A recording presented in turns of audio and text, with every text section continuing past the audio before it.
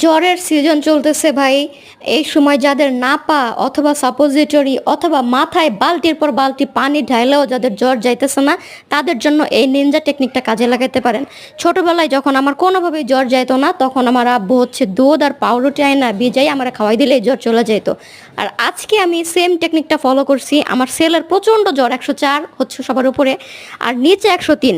এর থেকে জ্বর কমেই না, কোনোভাবেই কমতেছে না। তো আমি হইতেছে গিয়ে ওর সব থেকে পছন্দের বেলপুরি আইনা ওকে খাওয়াইছি। তো আমি যখন চিন্তা করছি ছোটোবেলায় আমি দুধ আর পাউরুটি খেলে আমার জ্বর যাইতো গা, মানে আমার পছন্দের। তো আমার ছেলের পছন্দের খাবারটাকে আইনা আমি খাওয়াইছি। আপনারা বিশ্বাস করবেন কিনা জানি না, আলহামদুলিল্লাহ আল্লাহর রহমতে ওইটা খাওয়ার মনে হয় আধা ঘন্টা পরই ওর জ্বর পড়ে গেছে। এবং এখন সকালবেলা আমি চিন্তা করতেছি যে এখন আমার পছন্দের খাবারটাকে একটু খাওয়াই দেখি কি হয়।